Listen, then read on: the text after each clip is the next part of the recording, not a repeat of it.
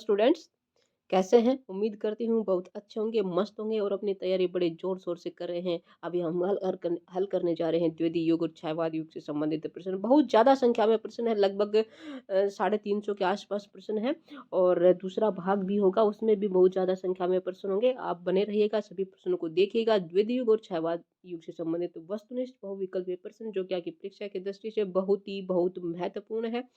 जुड़ जाइएगा, बने रहिएगा और सभी प्रश्नों को देखिएगा।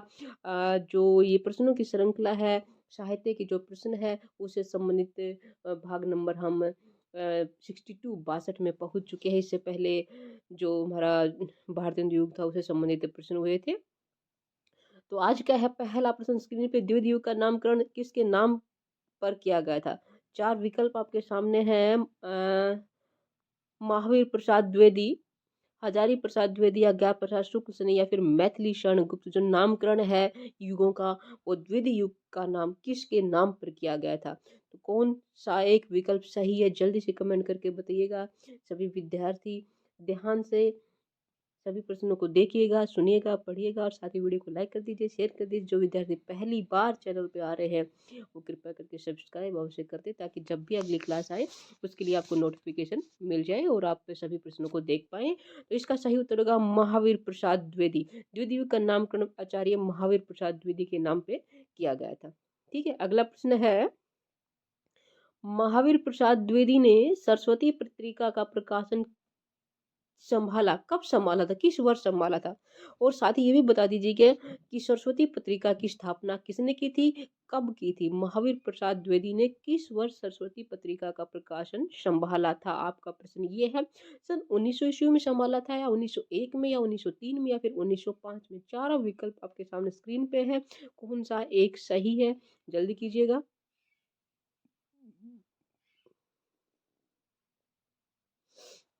देखिए, सरस्वती पत्रिका की स्थापना सन 1900 ईस्वी में हुई थी, स्वामी चिंतामणि घोष ने की थी। और महावीर प्रसाद द्विवेदी ने सन 1903 ईस्वी में इसका प्रकाशन कार्य संभाला था, जो कि 1920 तक लगातार संभालते रहे थे। 1903 से 1920 तक महावीर प्रसाद द्विवेदी सरस्वती पत्रिका के संपादक रहे थे। सही उत्तर होगा सन 1903। अगले पे चलते हैं और अगला है, सरस्वती पत्रिका के संपादक बनने से पहले महावीर प्रसाद द्विवेदी किस विभाग में नौकरी करते थे? रेलवे में करते थे, या आकाशवाणी में, वन विभाग में, फिर शिक्षा विभाग में? सरस्वती पत्रिका के संपादक सन 1903 में बने थे। उससे पहले किस विभाग में नौकरी करते थे? चारों विकल्प आपके सामने स्क्रीन पे हैं, जल्दी कीजिएगा और बताइएगा कौन से विभाग में वो नौकरी करते थे। और सही उत्तर है शिक्षा विभाग। को लॉक करते हैं तो ये गलत हो जाएगा। रेलवे में वो नौकरी करते थे। ठीक है, रेलवे। चलिए अगला प्रश्न है, बहुत ही अच्छा प्रश्न है, उम्मीद करती हूँ आपको भी अच्छे लगेंगे। सभी प्रश्न अच्छे लगे तो बता दीजिएगा। मैथिली शरण गुप्त के काव्य गुरु कौन थे? अयोध्या सिंह उपाध्याय, हरिओद, आचार्य शुक्ल, या महावीर प्रसाद द्विवेदी, या फिर आचार्य हजारी प्रसाद द्विवेदी? देखिए, दोनों ही द्विवेदी, एक हजारी है और एक महावीर है। दोनों के समय में बहुत अंतर है। मैथिली शरण गुप्त के काव्य गुरु कौन थे? हमारा प्रश्न ये है। महावीर प्रसाद द्विवेदी। महावीर प्रसाद द्विवेदी। और महावीर प्रसाद द्विवेदी के सुझाव पर ही मैथिली शरण गुप्त ने साकेत ग्रंथ की, साकेत की रचना की थी। ठीक है, साकेत महाकाव्य किसने लिखा था? इसको बताने की आवश्यकता नहीं है, अभी मैंने बताया था मैथिली शरण गुप्त। साकेत किसकी है? मैथिली शरण गुप्त की है साकेत। और अपने गुरु महावीर प्रसाद द्विवेदी के सुझाव पर इन्होंने लिखा था साकेत। इसका जो नामकरण है ये स्थान के आधार पर किया गया, साकेत यानी कि अयोध्या। और ये साकेत में उर्मिला को महत्व दिया गया। उर्मिला जो लक्ष्मण की पत्नी है, एक तरह से उसने भी वनवास ही काटा था। उसने राजमहल में वनवास भोगा था और लक्ष्मण ने वन में वनवास भोगा था।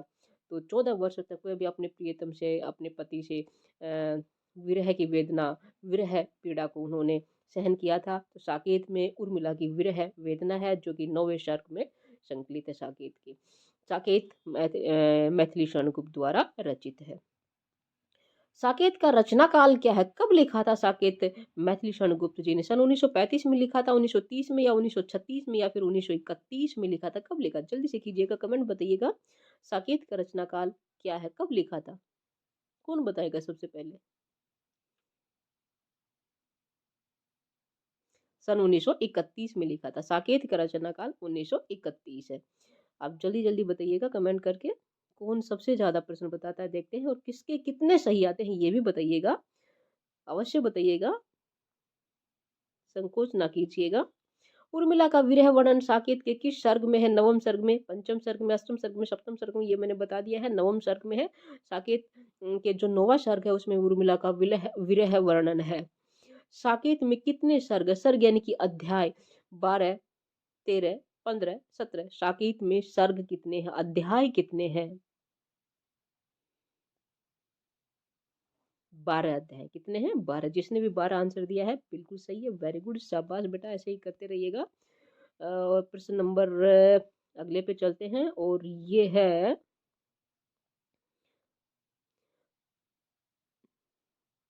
निम्न में से द्विवेदी युग का कवि नहीं है। द्विवेदी युग का कवि कौन नहीं, हमें ये बताना। बाबू गुलाब राय, शांति प्रिय द्विवेदी, नथुराम शर्मा शंकर, श्याम सुंदर दास, क और ख दोनों? कौन द्विवेदी युग का कवि नहीं है? द्विवेदी युग का कवि कौन नहीं है? नथुराम शर्मा शंकर, श्याम सुंदर दास, बाबू गुलाब राय, या फिर शांति प्रिय द्विवेदी? कौन नहीं है? सही उत्तर होगा, क्या होगा? क और ख दोनों। बाबू गुलाब राय और शांति प्रिय द्विवेदी दोनों ही द्विवेदी युग के नहीं, देखिए द्विवेदी लिखा, शांति प्रिय द्विवेदी, लग रहा है कि द्विवेदी युग के, लेकिन द्विवेदी युग के कवि नहीं है। बाबू गुलाब राय भी नहीं है, शांति प्रिय द्विवेदी भी नहीं है, शुक्ल युग के कवि हैं। ठीक है, शुक्ल युग के हैं ये। और श्याम सुंदर दास, नथुराम शर्मा शंकर, ये द्विवेदी युग के हैं। ध्यान दीजिएगा इस बात पे। और जिसने भी आंसर दिया है बहुत अच्छा, शाबाश बेटा। अपने और साथियों को भी जोड़िएगा, वो भी आ जाएं, जुड़ जाएं। वीडियो को लाइक करें, शेयर करें, जो पहली बार आए हैं वो सब्सक्राइब भी कर दें। ये मेरा आपसे हार्दिक निवेदन है, रिक्वेस्ट है, ताकि मेरा उत्साहवर्धन हो, मुझे मोटिवेशन मिले, आपको क्या मिले? नोटिफिकेशन मिले। करते तुलसीदास भी कैसे मानस नाद, महावीर का यदि नहीं मिलता उन्हें प्रसाद? ये पंक्तियां किस कवि की हैं? करते तुलसीदास भी कैसे मानस नाद, महावीर का यदि नहीं मिला उन्हें प्रसाद? ये पंक्तियां किस कवि की? महावीर प्रसाद द्विवेदी की, आचार्य हजारी प्रसाद द्विवेदी की, मैथिली शरण गुप्त की, या फिर सियाराम शरण गुप्त की? किसकी है ये? मैथिली शरण गुप्त की। किसकी है? मैथिली शरण गुप्त की।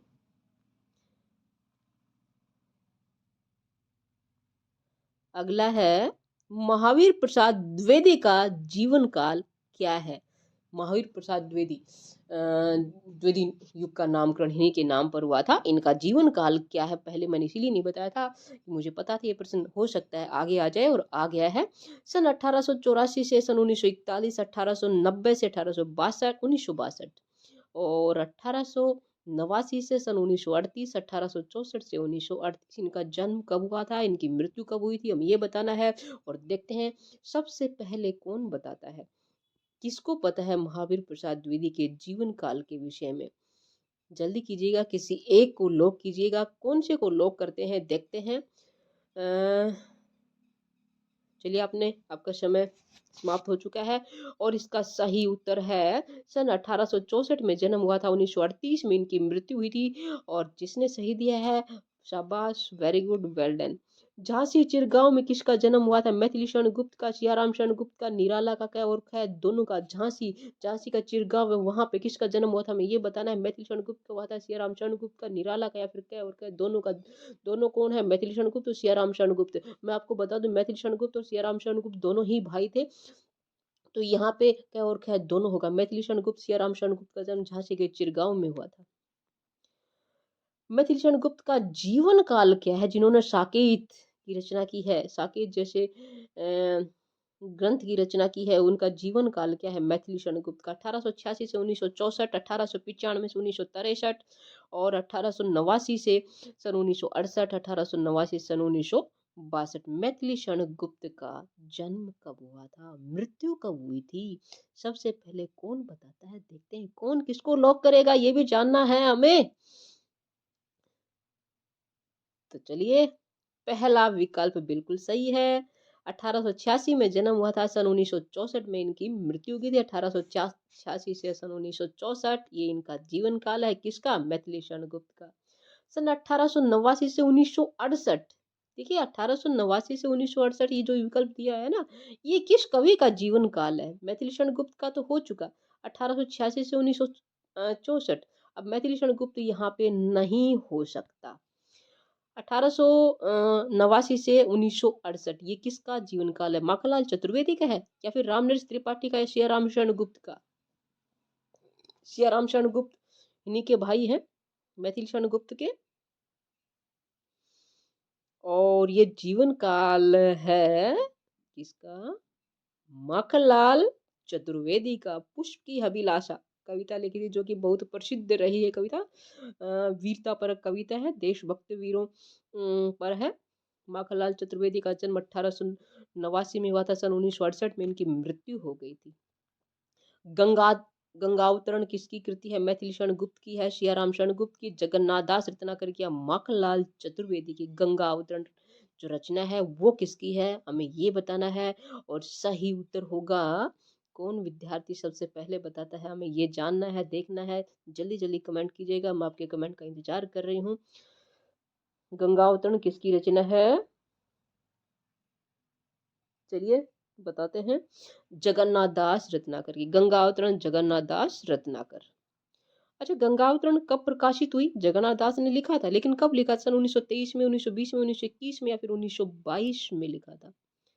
गंगावतरण जगन्नाथ दास रत्नाकर कब लिखा था? 1923 में लिखा था। गंगावतरण प्रकाशित हुआ था सन 1923। चलिए आगे बढ़ते हैं। अगला है, निम्न में से कौन सी रचना मैथिली शरण गुप्त की है? पंचवटी, अंजलि और अर्ध्य, जय भारत किसान, ये सभी। क्या कोई एक है या फिर सभी है? मैथिली शरण गुप्त की रचना कौन सी है, हमें ये बताना है। और मैं आपको बता दूं बेटा, पंचवटी भी इन्हीं की है, अंजलि और अर्ध्य भी इन्हीं की है, जय भारत भी इन्हीं की है और किसान भी इन्हीं की रचना है। तो क्या हो जाएगा उत्तर? ये सभी सभी रचनाएं मैथिली शरण गुप्त की हैं। ठीक है, तो चलिए आज 17 ही प्रश्न से काम चलाते हैं। अगली क्लास में आगे के प्रश्न करेंगे। जैसे कि मैंने बताया, बहुत ज़्यादा संख्या में प्रश्न है, अतः आप बने रहिएगा, देखते रहिएगा। उर्मिला यादव हिंदी क्लासेस, फिर मिलते हैं।